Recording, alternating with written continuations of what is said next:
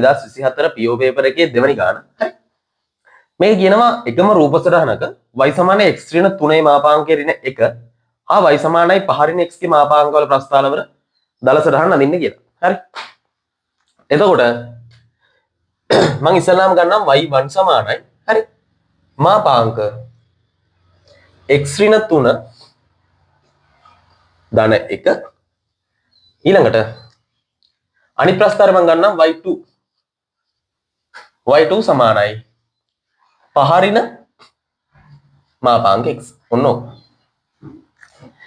දැන් බලමු කොහොමද මේකේ ප්‍රස්ථාර දෙක අඳින්නේ කියලා. ඉස්සෙල්ලාම කරන්නේ ප්‍රස්ථාරය අඳින්න. හරි. එකම රූප සටහනක් අඳින්නත් ඕන. දැන් මම නිකන් මගේ කණ්ඩාංක තල ඉස්සෙල්ලාම ඇඳ ගන්න. yx. හරි. මේකේ තේරුම මොකද ළමයි?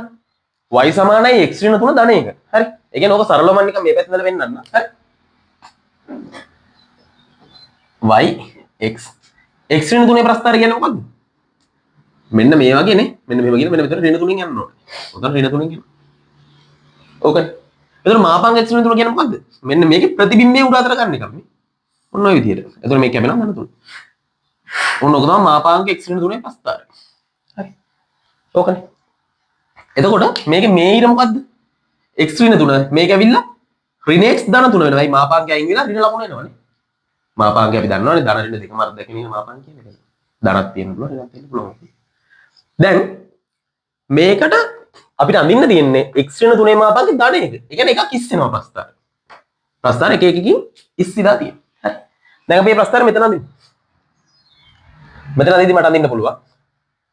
මං මේ වගේ තැනින් කැපෙනවා කියලා ගන්නවා. මෙන්න මේවා. ඇඳලා ඔස්සමු.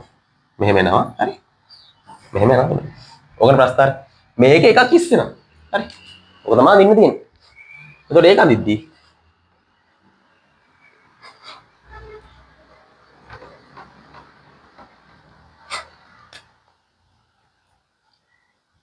නිකන් අපි මෙන්න මේ වගේ ලෙවල් එකකින් ගමු.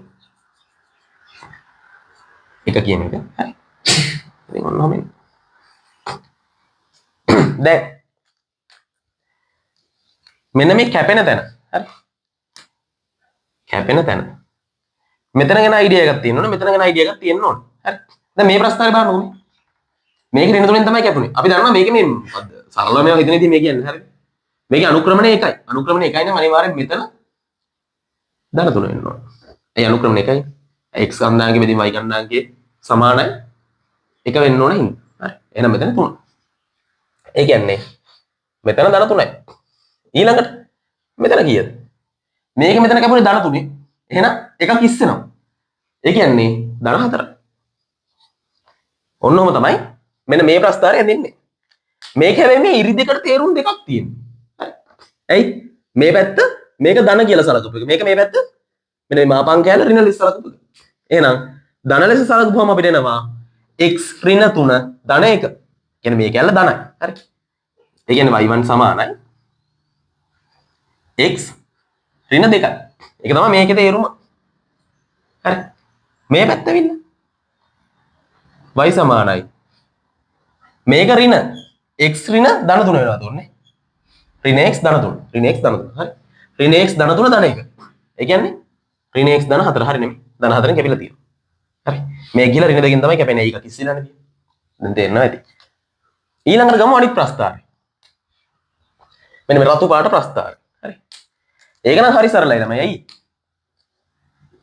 අපි දන්නවා මාපාංක x කියන්නේ මෙන්න මුට. එතකොට මාපාංක ඍණ x කියන්නේ මොකද්ද?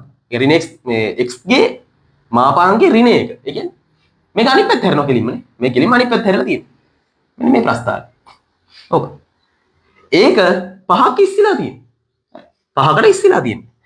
දැන් මෙතන තියෙන 4 එහෙනම් පහ ගාවට එන්න ඕනේ. මම පහ මෙතන ගන්නම්. ඊළඟ කතාව තමයි මේ ප්‍රස්ථාරය අඳිද්දී අපි හිතේ තියා ගන්න ඕන එක. මුගේ මේ අනුක්‍රමණය එකයි.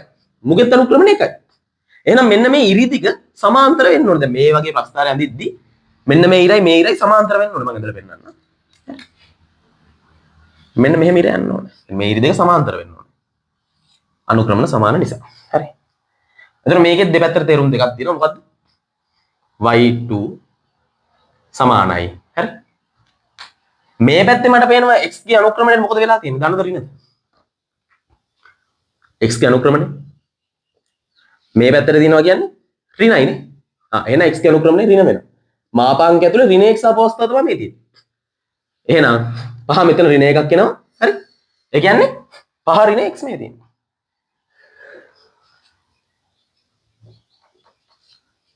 මේ පැත්ත x ගේ අනුක්‍රමණය ධනයි පහෙන් කැපිලා තියෙනවා. එහෙනම් මේ දෙන්නේ y2 සමානයි x ධන 5. මේ ගානේ නම් ඇත්තටම ළමයි මෙන්න මේ සමීකරණ දෙක ඔය ඉරෙන් ඉරට හදාගන්න එක එච්චර වැදගත් වෙන්නේ නැහැ. හරි? හේතුව මේ ගාන ඊළඟට අහන කතාව එක්ක ඒක ලොකුවට ගැලපෙන්නේ නැහැ. මොකද මේක සාමාන්‍යයෙන් අර වෙන අවුරුදු වලට වඩා විශේෂ ගානක්. හරි? වෙන අවුරුදු වල ආපු ගණන් වල ඔය කතාව අහන්නේ මේ ලක්ෂ දෙක හොයාගෙන අසමානතාවයක් දාන්න තමයි යාවේ. මේ පාර වෙන කතාවක් අහන්නේ. බලන්න මොකක්ද අහන්නේ? A9 මෙම ප්‍රස්ථාර වලින් ආවෘත වූ ඍජු කෝණාශ්‍ර පෙදෙසෙහි වර්ගඵලය සොයන්න. මේ ඍජු දෙක ඍජු කෝණ මේ සමාන්තරව ගෙහුව නැත්නම් ඍජු කෝණය පේන්නේ නැහැ. ඔකේ හරි. එතකොට මෙන්න මේ ඍජු කෝණ නේද ඔය මේ ප්‍රස්ථාර දෙකෙන් ආවෘත ප්‍රදේශය කියන්නේ. ඔන්න ඔය ඍජු කෝණාශ්‍රේ වර්ගඵලය අපෙන් අහනවා. වර්ගඵලය අපෙන් අහනවා. කොහොමද වර්ගඵලය හොයන්නේ? මෙන්න මේ සමීකරණ ටික ලොකුවට වැදගත් වෙන්නේ නැහැ මේකට. හරි. වර්ගඵලය හොයන්න. ඔගේ වර්ගඵලය හොයන්න පුළුවන්. මෙන්න මේ ඉරේ දිගයි මේකයි හොයාගත්තා නම්. ඇයි අපි දන්නේ මේක ඍජු කෝණාශ්‍රය. දිග කුණු කිරීම බලන්න හොයන්න තියෙන්නේ. එතකොට මට විදි කීපයක් තියෙනවා. හරි. මම කෝණ ඇසුරින් හොයාගන්න ඉතින් කියලා දැන් මෙන්න මේක ඍජු කෝණී ත්‍රිකෝණයක්.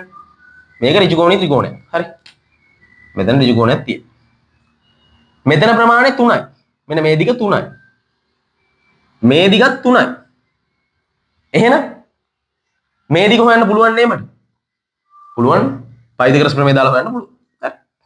එහෙනම් මට පුළුවන් මෙන්න මේ දිග හොයන්න. මම අකුරු දෙකක් දාගන්න මොකක් හරි. AB කියලා දාගන්න මේ දිගට. හරි කියලා ගත්තා. හරි. එහෙනම් මට මේ AB හොයන්න පුළුවන් මොකද්ද? මෙන්න මේ ඍජු කෝණී ත්‍රිකෝණයට පයිතගරස් ප්‍රමේය දාලා. මේක 3යි මේක 3යි. එහෙනම් 3 වර්ගය ධන 3 වර්ගේ වර්ගමූලය. හරි සරලයි. හරි. කීයද උඩන්නේ? 9 9 18 වර්ගමූලය කියලා කියන්න පුළුවන් ඕන. නැත්නම් මේ දෙක එකතු කරපුවම එකම එන්නේ. හරි.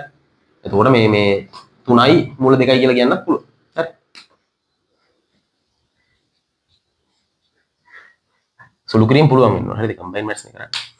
දැන් බලන්න මෙන්න මේ කෑල්ල. ඇයි මට මෙන්න මේ දිග හොයාගන්න ඕනේ. මෙන්න මේ දිග හොයාගන්න බෑනේ. මේ දිග හොයාගන්න මම මෙන්න මේ ත්‍රිකෝණය පාවිච්චි කරා මේ චූටි ත්‍රිකෝණය. එතකොට මේ චූටි ත්‍රිකෝණය පාවිච්චි කරද්දී හරි මම දන්න කතාව තමයි මේකත් 3යි මේකත් 3යි නම් මෙන්න මෙතන කෝණේ අංශක 45යි. එහෙනම් මෙන්න මෙතන මුගේ කෝණෙත් අංශක 45යි. හරි. එහෙනම් ළමයි මේ කෝණේ අංශක 45යි.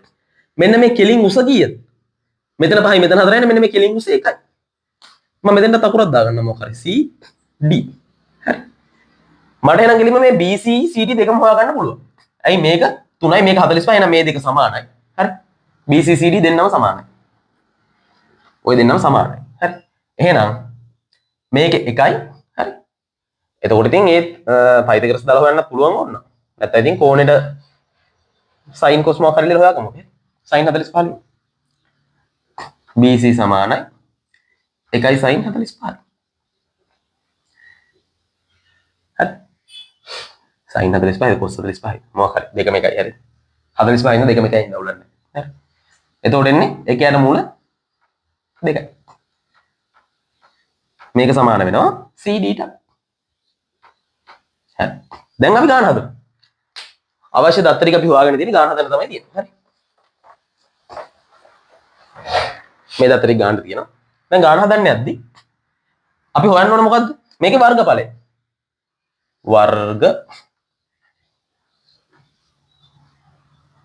වර්ගඵලය තමයි හොයන්න තියෙන්නේ. හරි. වර්ගඵලය හොයද්දී මට පුළුවන් මොකද්ද කරන්න තියෙන්නේ? මෙන්න මේ AC ගුණ කරන්න ඕනේ CD ගේ.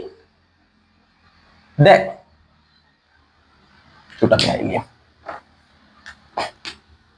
AC කියන්නේ අපි දන්නවා මොකද්ද? මම කැලි දෙකකට හෙව්වේ නේ. AB BC කියලා.